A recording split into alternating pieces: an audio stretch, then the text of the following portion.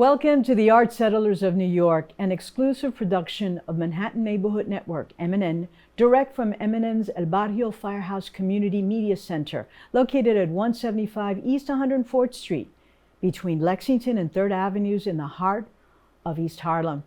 My name is Rafaela Ronnie Billini, founder and co-executive producer of the Art Settlers of New York, and we will be having a conversation with Alicia Kaplan, actress, producer, choreographer, and founder and artistic director of Danisarte.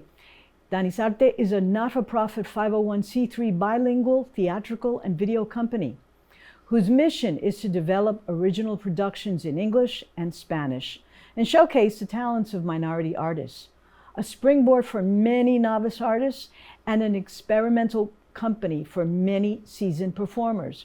Danisarte has been a pioneering advocate for inclusion and racial equality and a leader in diversity and non-traditional casting since its inception in 1992. Alicia is a native New Yorker who moved to Caracas, Venezuela at the age of 5 with her family. We will have a conversation about her transition back to the United States and the richness of her development in both English and Spanish, of her love of theater and dance. She is an art settler of New York. Welcome, Alicia. Well, thank you, Ronnie, for having me. I'm delighted to be here, and especially in this space. I've worked in this space back in the day. This space has a very special history. When were you here?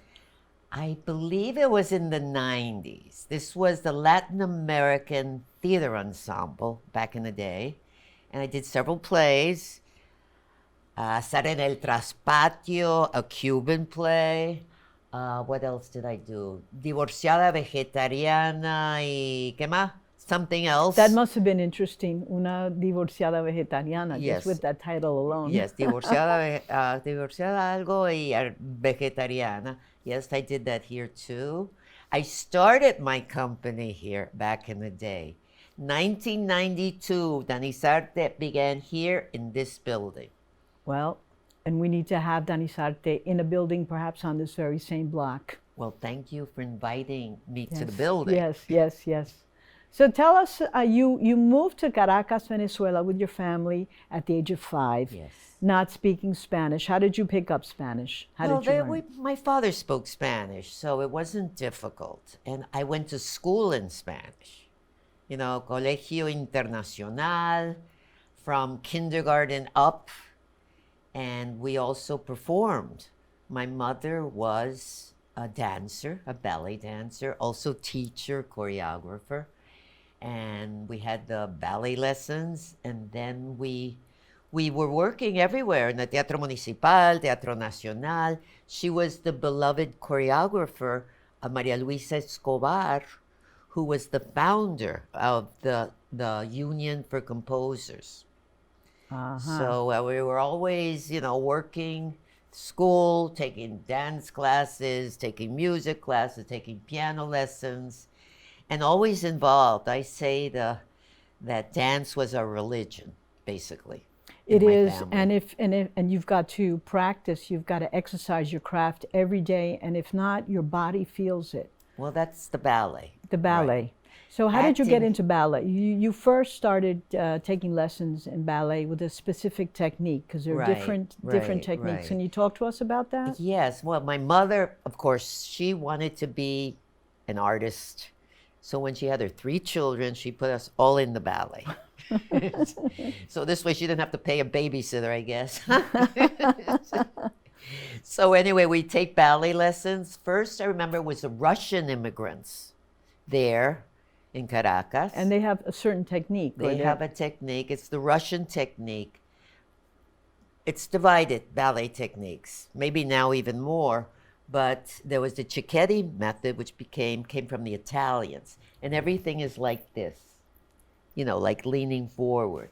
And then there's the Russian technique, and the dancers are like, right. So that's the one we studied. And besides studying, we'd perform. My mother was with the choreographer, so we were performing in that. All these zarzuelas.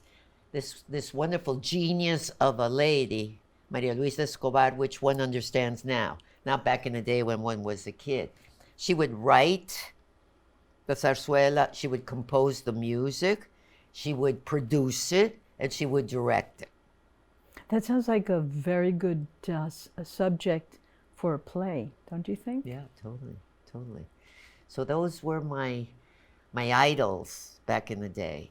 Even though as a child, one felt that, okay, they forced me to do this. Sometimes it was the love-hate relationship with ballet. Because after school, it was always, let's go to ballet class. If it's, every single day. And then be in shows. Our living room was actually a ballet studio because my mother also gave classes of ballet. So she'd always have the furniture out, they'd have the bars installed, and then move the furniture back. And in the meantime, your father was working. Well, my father, luckily, was an engineer, so he was the one that basically mantuvo la casa. Right. So, yeah. So your mother and her troupe. And her troupe could survive, right? Right. You weren't starving artists. We weren't starving artists, no. So how did you get into, when did you start then performing other than with in dance, I say, with theater? And how did you learn?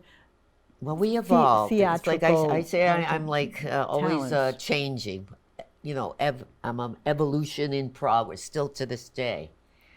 Well, my mother also started us. She had a trio, Las Antonettes. We toured Venezuela. We were on every television show doing dances from the whole world. And then at some point we evolved that we wanted to act, so we had to take courses. We had to pass a certain exam that they had in Caracas to get on television. You had to pass an exam, you had to know history of acting, you had to know techniques of acting. So I had very good teachers for that. And then we would come visit, because my grandparents lived here in New York. So we would visit, we would take classes.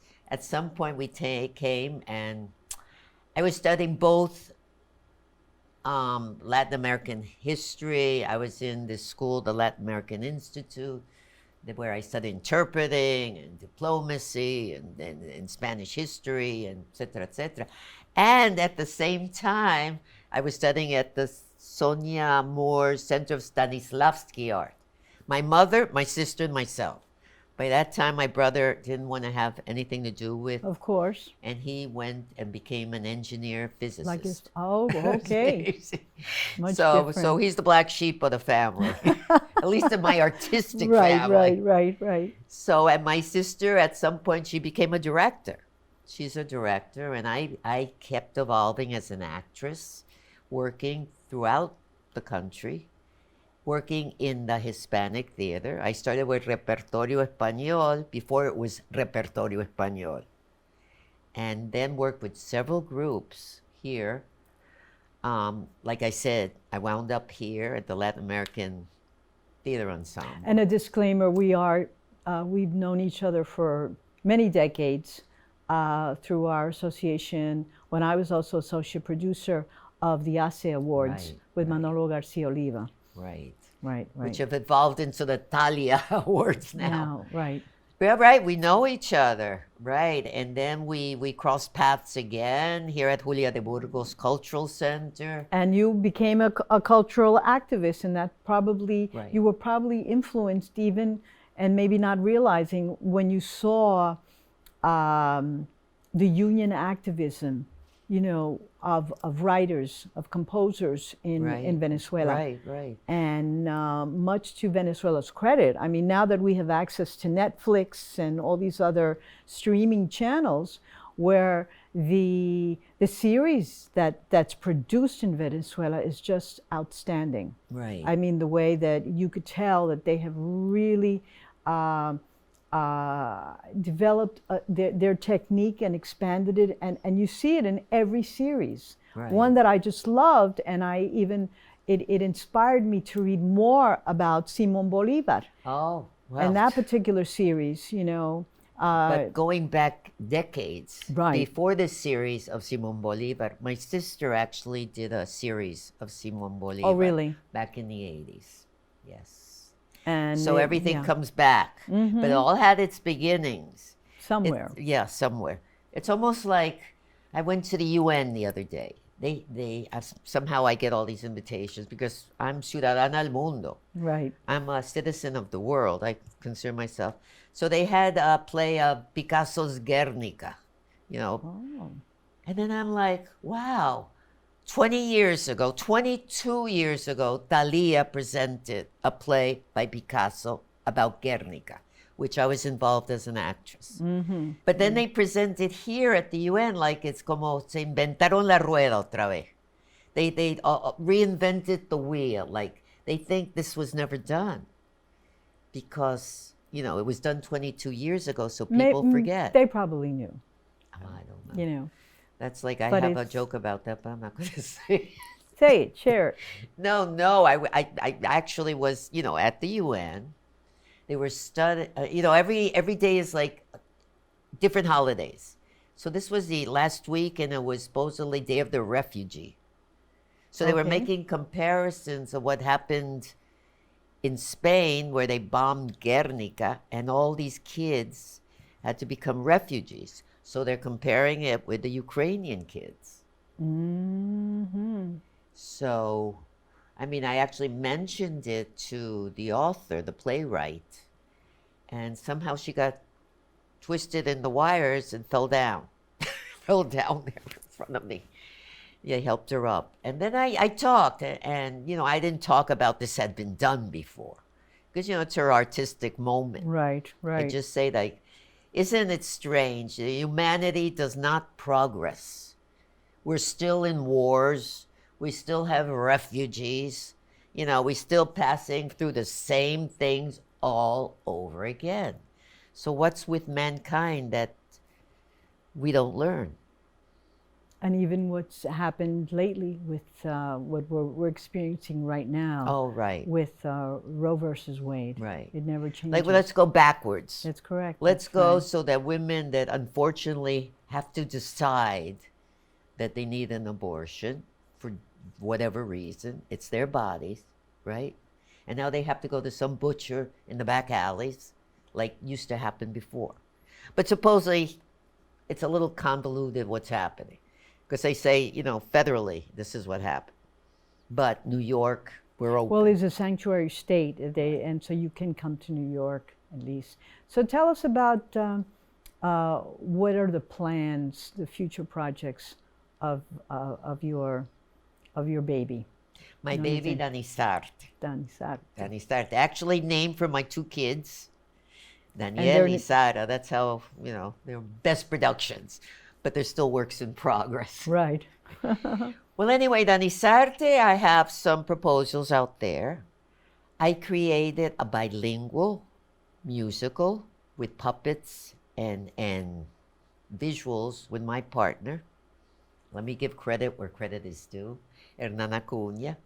And he first brought this. It's called Soliluna, un viaje mágico por los 5 continentes. Soliluna, a magical voyage through 5 continents. Soliluna, sun and moon. Yes, Soliluna is the sun and the moon. So it's basically based on several folk tales about the sun and the moon, seen through the eyes of, let's say, people from India, people from Spain, people from Mexico, Tonga. What am I missing? What am I missing? The 5th one. Anyway, so I actually did some research, and said, like, which ones do we pick? There's so many folk tales. So we picked the ones that would work the best with the idea. And the idea is to show that anywhere in the world, you know, we're the same in a way. Different cultures.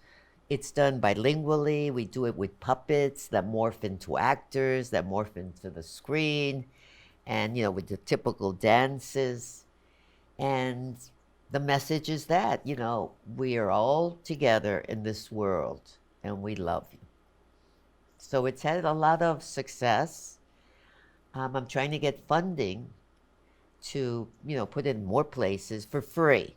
Where is it? Where have you been able to present this? We presented this. I can't wait to see it. Well, hopefully they'll give me a grant this time. I've not been so lucky and all that. Hopefully, we'll tour the whole city.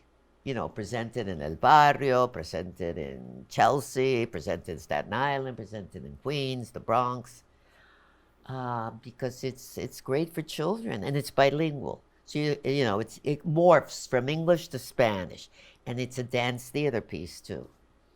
That's what I usually love to direct, is dance theater. So maybe we will be able to even present it here on MNN. I'd love to. That would be perfect. Perfect. Okay, that's So something that's that one of the pending. things Yes. we're hoping to do again. Then we have the Lorca Festival. That you just had, That we successful. just had. Thank you. Which we actually presented with no money. We never received a grant for it. La Nacional has become our artistic partner, giving us, the space at a good rate and helping us with everything. But it's difficult because I still like to pay my artists. Absolutely. So a year ago, we had a grant, and I had like 22 artists. So this time, I only had like 5 or 6, and I had to become an artist too in the show. Those are one of the challenges you find in terms of developing theater. What about in terms of the outreach to to audiences? Well, the outreach is done through, the social media. Also, we do posters, we invite people. Soliluna, we actually presented it because I received an artist award for myself. So Soliluna, we presented for free twice at La Nacional. But I've discovered something, because you want to charge so you can pay your people. But at the same time, the big companies get so much money that they can present things for free. So, it's really very difficult to adjust. And it's interesting because the mission of your organization, you have a specific mission, but yet the larger cultural institutions here in New York City, say, right, they ask for government funding, and they get big funding, and they get private funding, right, millions and millions of dollars from private funders. And then they ask for the government funding, supposedly to have their productions accessible to minority communities. No, but they do it, but the thing is, they have a large amount of people working on just that. A development staff. Right. And meanwhile, I am me. I have, my daughter who edits things, who helps me with the web and helps me, but it's a lot of work. Right. Because, it's not like I say we're competing as artists, but we're competing to get an audience. Right. And it's so much easier. And that's where it's promotion, That's it. That's promotion. What about Alicia as the actress? What projects do you have, or you have something? Yeah, working? I have. I always have something. I always have something. I want to take a rest, but I have something. I'm going to be doing a reading at Repertorio Español. I had that on my calendar, yes. Right. It's a reading. It's a play that's in competition for, I think, the Miranda Award. The Miranda family. The Miranda family. So I am basically helping out. I enjoy doing it. That will be presented there. So as an actress, I'm doing that. It's fun. There's going to be wine. So everybody can completely enjoy the reading. Right. Except the actors, we can't drink. And besides that, I'm a dancer actress, besides being a director, a choreographer. And I went to an audition for the Met. This is the first time I'm saying it publicly. I'm not putting it in the social media yet till I find out exactly what I'm doing. So it's like 50 women. And then I had a callback, and then they picked 7 of us, and I'm one of the 7. Oh, congratulations. So I'm going to be at the Met in a real big, giant theater, maybe a little bigger than the ones I started out with. Yes. Because I had a joke with the director of actors, because they have, I guess, the director of the opera, and then they have the director of the dancer actors, the choreographer. And I'm saying, like, as a child, 5, 6 years old, I made my debut at the Teatro Municipal de Caracas, which right. giant theater, and it's been downhill ever since. Because I've done off-Broadway, but I haven't done Broadway. And I've never done something like when you go to the Met, because we actually had to go through and we saw like In the back. backstage. There's probably like 100 people working. And even their productions, when they're setting up, they have like special trucks, you know, these vans. Exactly. So it's like, wow. And how they do it, I mean, talk Incredible, about incredible. But the here I'm going to be. backstages. This is supposed to start in, you know, the rehearsals, the end of August. And then I hope I can survive the rehearsals because it's every day, 8 hours. And the last time I did something like that was in Mexico, because I also worked in Mexico. I was in Pippin. Remember that play? Yes. Well, they presented it in Mexico. By that time, I was more an actress than a dancer, but I had to get into the harness again. Right. 8-hour rehearsals. Mm-hmm. So, you know, I've done this. So, God willing, I can do this again at this stage. Do you, when, since I know that you're all, as the artistic director, in terms of finding actors, do you find that they are as disciplined in their craft as perhaps you were, or does that sometimes provides a little bit de desencanto, disenchantment? No, it's not just desencanto, disenchantment. It's the fact that in New York, it's very hard to make a living being an artist. So everybody has other commitments. If they don't have a steady little bread and butter job, they're going to auditions. Well, you were doing that initially when you were working, and at least you learned another craft. Right. I have another craft. I had another profession. I worked in a lot as an interpreter because I also graduated as that. It's funny. I graduated as that. I had offers to do things, maybe even with the United Nations, but I went with my ex-husband to Mexico. And I became a starlet in Mexico and did a lot of plays and soaps and whatever. So I didn't start doing that till I became a single parent. I became a single parent when my kids were 5 and 6 years old. So I had to have another way of earning a living.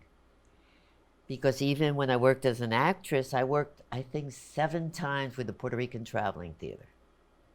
You know, so when I did that, it's like, forget it. I don't have to earn any money.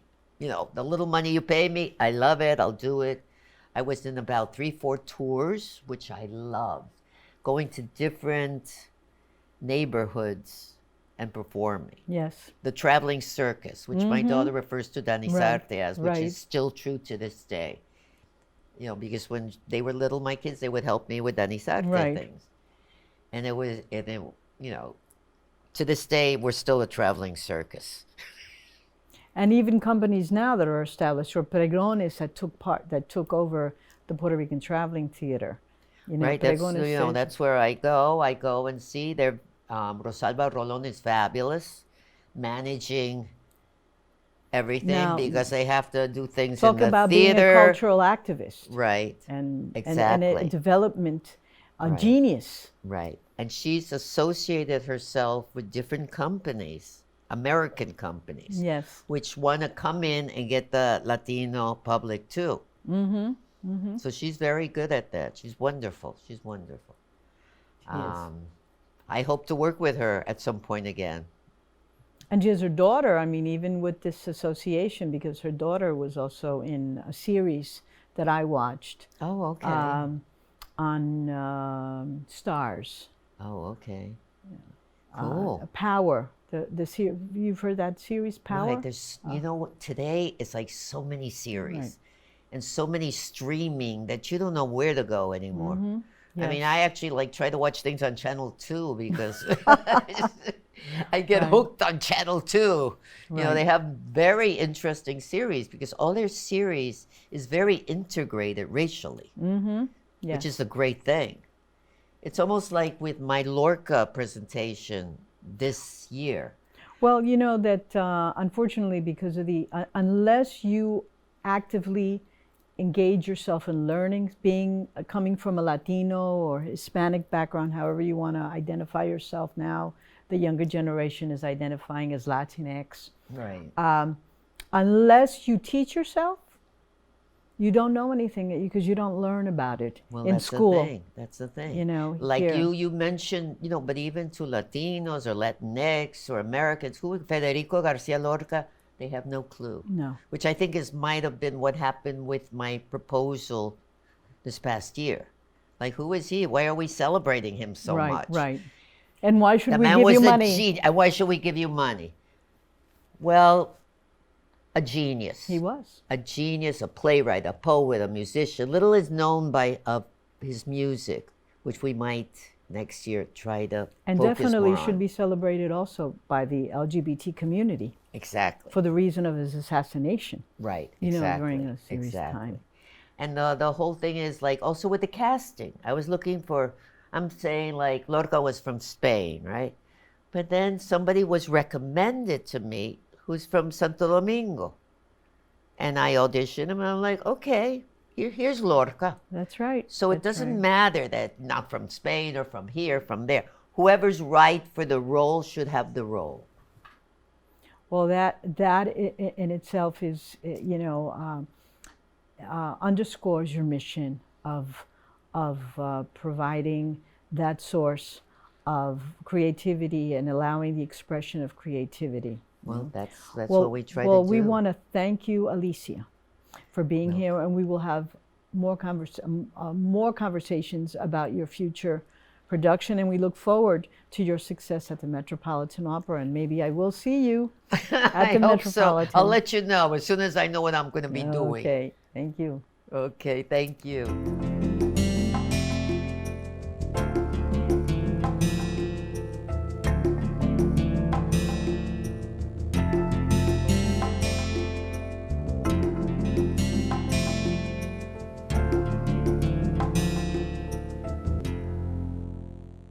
I'm looking for a Secret Santa gift. Where are the bath toys? Right over there, honey. Thanks.